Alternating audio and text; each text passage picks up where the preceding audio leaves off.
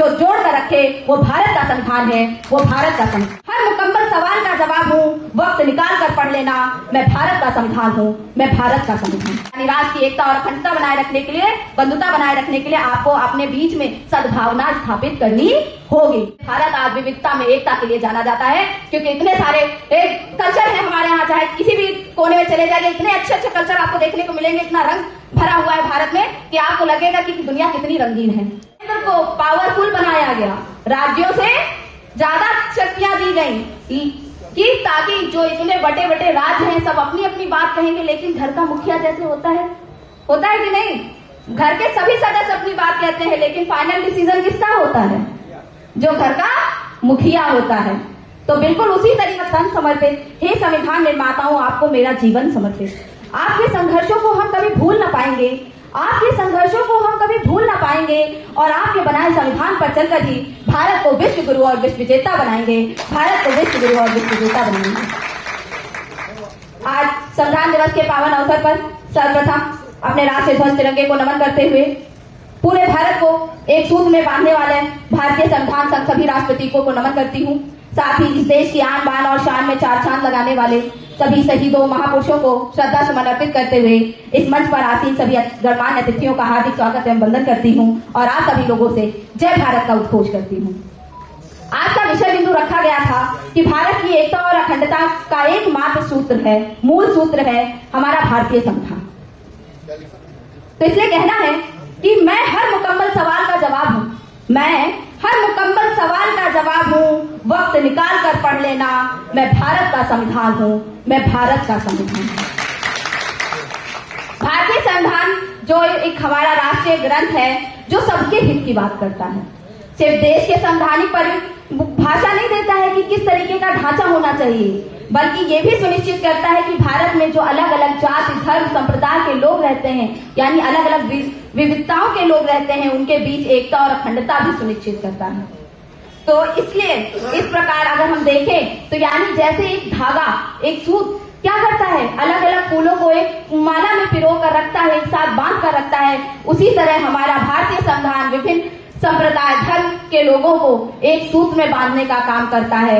इसलिए कहना है कि दर्जनों भाषाएं हैं, दर्जनों भाषाएं, सैकड़ों विधि हजारों विधान हैं, सैकड़ों भाषाएं हजारों विधान हैं, पर जो जोड़ कर रखे वो भारत का संविधान है, वो भारत का संविधान। जिस तरह अपने बच्चे को माँ हर बच्चे को एक समान प्यार देती है, एक अच्छे से सम्मान करती है, उसी तरह भारतीय संविधान भी अपने हर एक नागरिक का सम्मान करता है, सबको सम्मान से जीने का अधिकार देता है।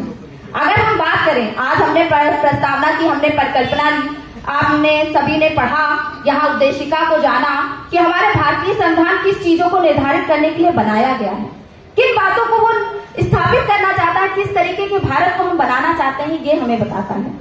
तो आज हम जब भारतीय संविधान पढ़ रहे थे तब आपने नोटिस किया होगा कुछ शब्दों को, जिन शब्दों को आपने बोला है अपने मुखाबिंदु से। तो कैसा भारतीय संविधान हम बनाना चाहते हैं, क्योंकि यहाँ हम बनाना चाहते हैं, क्योंकि अभी सर ने बताया हम भारत के लोग, यानी कौन, यहाँ भारत का हर एक नागरिक कैसा भारत बनाना चाहता है, संपूर्ण प्रभुत्व संपन्न, यानी हम किसी का राज नहीं लेंगे, हम खुद डिसीजन लेंगे, हमारे लोग हमारे लिए डिसीजन लेंगे, जिनको हम एज अ रिप्रेजेंटेटिव भेजेंगे। और समाजवादी यानी सबके लिए समान अधिकार का जो भी रिसोर्सेस होंगे इस देश के, वो सभी को समान रूप से मिलेंगे। पंथनिरपेक्ष यानी राज्य का अपना कोई भी धर्म नहीं होगा, कोई भी संप्रदाय नहीं होगा, सभी अपने धर्म और संप्रदाय को मान सकते हैं। और लोकतंत्रात्मक, जिसका आप बखूबी प्रयोग करते हैं, यानी अपनी सरकार स्वयं चुनते हैं और ऐसा गणराज्य बनाते हैं, क्योंकि इतने राज्यों का जो हम समूह है, 28 राज्यों का जो हम समूह है, यानी ऐसा गणराज्य बनाना चाहते हैं। तो ऐसे गणराज्य को बनाने के लिए हमने संविधान में क्या क्या चीजें देखी कि हमें क्या क्या चीजें भारत में स्थापित करनी होंगी। सबसे पहली चीज हमने बोली कि न्याय की स्थापना करनी होगी। किस तरीके से न्याय की स्थापना होगी? भारतीय संविधान निर्माताओं ने कहा 3 तरीके से हम अपने न्याय को स्थापित करेंगे, तभी भारत आगे जा सकता है, विकास कर सकता है। कौन कौन से? सामाजिक न्याय, आर्थिक न्याय और राजनैतिक न्याय। सामाजिक न्याय के प्रावधान क्या है हमारे भारतीय संविधान में? कि समानता होगी सबके बीच में। अनुच्छेद 14 और 15 इसी बात की बात करता है। अनुच्छेद 14 कहता है कि कानून के समक्ष भी हर कोई मेरे लिए बराबर है और सभी को कानून की प्रोटेक्शन भी बराबर ही मिलेगा। अनुच्छेद 15 कहता है किसी भी तरीके का हम भेदभाव नहीं करेंगे, ये राज्य नहीं करेगा किसी भी व्यक्ति के साथ, चाहे वो किसी भी धर्म, संप्रदाय, जाति, किसी भी एरिया को क्यों ना बिलोंग करता हो। साथ ही सामाजिक न्याय को स्थापित करने के लिए डीपीएसपी में, जैसे अशोक सर ने बताया, कि राज्य वेलफेयर स्टेट के रूप में काम करेगा। वेलफेयर स्टेट यानी लोगों के हित के लिए काम करेगा, जो सम्राट अशोक महान ने अपने अभिलेख में लिखवाया था कि सब लोग हित से बढ़कर कोई दूसरा कार्य नहीं। लेकिन क्या आज की सरकारें उसी पद चिन्हों पर चल रही हैं? ये सोचने का विषय है हमारे लिए।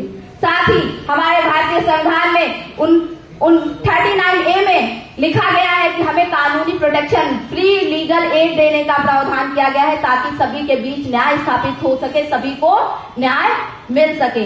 अगर हम आर्थिक उसकी बात करें, आर्थिक परिवेश में, तो हमारे बीच में हमारे संविधान में दिया गया है अनुच्छेद 16, जो किस बात की बात करता है कि आपको बराबर अवसर मिलेगा अपने आप को आगे बढ़ाने का, अपने आप को उन ऊंचाइयों तक ले जाने का।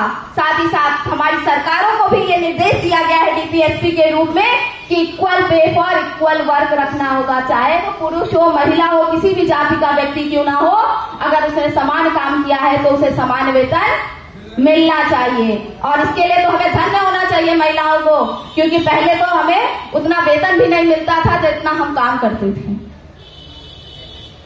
तो धन्य है जिन्होंने उन लोगों के बारे में सोचा जो इस देश के पिछड़े वर्ग थे, जो अपने आप को रिप्रेजेंट नहीं कर पा रहे थे, उन्हें रिप्रेजेंट करने का मौका दिया। साथ ही 46वें अनुच्छेद में सरकार को यह निर्देश दिया गया है कि वो उनके इकोनॉमिक के इंटरेस्ट को, यानी आर्थिक को बढ़ाने के लिए आगे काम करेंगे कि कैसे उनको ज्यादा से ज्यादा जॉब्स मिल सकें, ज्यादा से ज्यादा आर्थिक तरीके से कैसे हम लोगों को मजबूत कर सकें। राजनीतिक न्याय की बात करें तो हमारे पास राइट टू वोट का अधिकार है, जिसका हम बखूबी प्रयोग करते तो हैं, परंतु सही जगह करते हैं या नहीं, ये हमें सोचने की जरूरत है कि हम सही जगह किस तरीके से प्रयोग करें, ताकि आने वाला भविष्य हमारा सुरक्षित रह सके और कैसे जो भारतीय संविधान हमें सुरक्षा दे रहा है वो सुरक्षित रह सके। क्योंकि अगर भारतीय संविधान अगर सुरक्षित नहीं रहा तो हमारे आने वाला कल भी सुरक्षित नहीं होगा। हमारा प्रस्तावना हमारी कहती है स्वतंत्रता देनी है। किस तरीके की स्वतंत्रता? विचार और अभिव्यक्ति की, यानी सबको सोचने समझने की और बोलने की स्वतंत्रता होनी चाहिए, ताकि वो अपने विचार तो रख सके, हो सकता है वो हमसे बेहतर विचार रख सके। तो इसकी भी हमारे उसमें प्रावधान है संविधान में। आर्टिकल 19 में दिया गया है कि आपको विचार और अभिव्यक्ति की स्वतंत्रता है, लेकिन उस पर भी रिस्ट्रिक्शंस लगाए गए हैं कि यानी इतना भी नहीं बोलना है कि दूसरे के अधिकारों का हनन हो जाए, यानी दूसरे को हर्ट हो। तो इसलिए ऐसी यानी पब्लिक सिक्योरिटी के लिए, नेशनल सिक्योरिटी के लिए इस तरीके के रिस्ट्रिक्शंस लगाए गए हैं, ताकि आपके विचार और अभिव्यक्ति किसी और के लिए हानिकारक ना हो। और साथ ही साथ विश्वास और धर्म और उपासना की स्वतंत्रता, हमारे अनुच्छेद 25 से लेकर 28 तक आपको ये पूरी स्वतंत्रता दी गई है कि आप किसी भी धर्म में अपना विश्वास रख सकते हैं, किसी में अपना विश्वास रख सकते हैं, किसी की भी पूजा कर सकते हैं, ये आपका अपना अधिकार है। लेकिन उसे अपने घर तक सीमित रखिए, अपने तक सीमित रखिए, किसी और पे थोपने की जरूरत नहीं है। अगर आप ऐसा करते हैं तो उसके मौलिक अधिकारों का हनन होगा और आपके अधिकारों को रिस्ट्रिक्ट किया जाएगा। साथ ही साथ हमारे भारतीय संविधान की प्रस्तावना में दिया है कि प्रतिष्ठा और अवसर की समता देनी पड़ेगी। कैसे मिलेगी? तो भारतीय संविधान ने इसका भी प्रावधान किया है कि आर्टिकल 16 में जब हम बात करते हैं अनुच्छेद 16 में, तो आपको समान अवसर दिया जाएगा, आपको अपने आप को प्रेजेंट करने के लिए उस पूरा अवसर दिया जाएगा। और प्रतिष्ठा कैसे आपकी बरकरार रहेगी? जब आपको समान अधिकार मिलेगा, आपको सम्मान मिलेगा। इसीलिए तो छुआछूत को भी एबॉलिश कर दिया गया। तभी तो आज जिनके साथ ऐसा व्यवहार होता था, आज हमारे साथ बैठकर, आज हमारे यहाँ हम लोग साथ में बैठकर उठते बैठते हैं। तो ये सम्मान की जिंदगी, तभी तो हमारी प्रतिष्ठा बरकरार रहेगी। तो ऐसी व्यवस्था की गई। और साथ ही साथ जो सबसे बड़ा हमारे यहाँ जिस चीज की आज चर्चा हो रही है कि राष्ट्र की एकता और अखंडता बनाए रखने के लिए रखने वाली बंधुता, यानी फ्रैटर्निटी को किस तरीके से हम स्थापित करेंगे तो उसके लिए जैसे डीपी अशोक सर ने बताया कि केंद्र को पावरफुल बनाया गया, राज्यों से ज्यादा शक्तियां दी गई कि ताकि जो इतने बड़े बड़े राज्य हैं सब अपनी अपनी बात कहेंगे, लेकिन घर का मुखिया जैसे होता है कि नहीं, घर के सभी सदस्य अपनी बात कहते हैं, लेकिन फाइनल डिसीजन किसका होता है? जो घर का मुखिया होता है। तो बिल्कुल उसी तरीके से हमारे यहाँ केंद्र को ये पावर दी गई है कि राज्य अपनी अपनी बात तो कहेगा, लेकिन जो डिसीजन मेकिंग पावर है, अगर सभी लोग कॉन्फ्लिक्ट करेंगे तो जो डिसीजन मेकिंग पावर होगी वो हमारी केंद्र होगी। और साथ ही साथ हमारे भारत में इतनी विविधताएं देखने को मिलती हैं तो उनको भी प्रोटेक्ट करने का काम किया, इसीलिए भारत आज विविधता में एकता के लिए जाना जाता है, क्योंकि इतने सारे कल्चर हैं हमारे यहाँ, चाहे किसी भी कोने में चले जाइए इतने अच्छे अच्छे कल्चर आपको देखने को मिलेंगे, इतना रंग भरा हुआ है भारत में कि आपको लगेगा कि दुनिया कितनी रंगीन है अगर आप भारत में प्रवेश करें तो। साथ ही साथ आप तो हमने अधिकार की बात की कि इतना सब कुछ भारतीय संविधान में आपको दिया है, लेकिन जैसे अशोक सर ने कहा कि हमें कर्तव्य भी करना होगा, तो कर्तव्य भी दिए है भारतीय संविधान ने। किसमें? 51A में आप जब जाएंगे तो आप देखेंगे कि आपको आपके कर्तव्य दिए गए हैं। 11 तरीके के कर्तव्य हैं, लेकिन एकता और अखंडता बनाए रखने के लिए जो एक कर्तव्य है आपका, वो है कि duty of every citizen to promote harmony and spirit of common brotherhood amongst all people. यानी राष्ट्र की एकता और अखंडता बनाए रखने के लिए, बंधुता बनाए रखने के लिए आपको अपने बीच में सद्भावना स्थापित करनी होगी। लेकिन आज इतने सारे कर्तव्यों के होने के बावजूद जब हम अपने कर्तव्य भूल जाते हैं, अधिकारों को याद रखते हैं लेकिन कर्तव्य भूल जाते हैं, तब एकता और अखंडता की डोर कहीं कमजोर सी पड़ती नजर आती है। जो लोग उन ऊंचाइयों पर इस संविधान का प्रयोग करके उन पदों पर पहुंच गए हैं, आज वही संविधान को बदलने की बात करते हैं।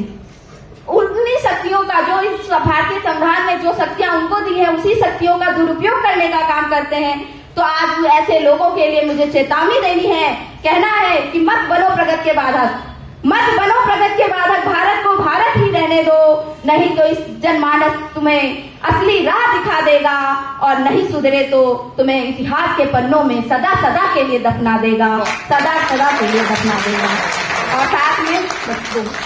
और साथ में अपने यहाँ पे भारतवासी जो मौजूद हैं और जो मुझे यहाँ के बाद भी सुनेंगे, उनसे भी मुझे निवेदन है कि आपको अपने अधिकारों कर्तव्यों को भी याद रखना है, और खासकर महिलाओं को इस जो आज मुझे हमें भारतीय संविधान के रूप में जो अमृत कह लीजिए, क्योंकि इसने हमारे जीवन को सुधार दिया है, इतना सुंदर बना दिया है कि आज उसकी वजह से हम आज इस तरीके से बोल पा रहे हैं, यहाँ बैठ पा रहे हैं।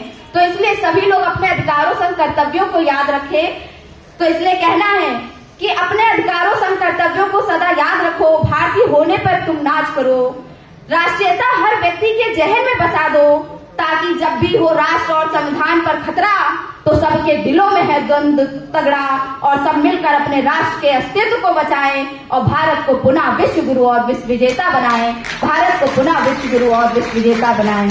और अंत में मैं चाहूंगी जितने लोग यहाँ उपस्थित हैं वे सभी यहाँ से संकल्प लेकर जाएं कि किस तरीके से, क्योंकि आज हम भले अपने अधिकारों और कर्तव्यों के प्रति एक संकल्प ले रहे हैं, परंतु आने वाले बाहर भी हम जब जाए, जैसे सम्राट अशोक क्लब जन जन तक भारतीय संविधान की बातों को, राष्ट्र प्रतीकों की बातों को पहुंचा रहा है ताकि देश की राष्ट्र की एकता और अखंडता बनी रहे, उसी तरह आप सब लोग भी यहाँ से संकल्प लेकर जाएं कि आज ये संकल्प लेकर जाना है, आज ये संकल्प लेकर जाना है, भारतीय संविधान की बातों को जन जन तक पहुंचाना है और संविधान की राहों पर चलकर ही भारत को अखंड बनाना है, भारत को अखंड बनाना है।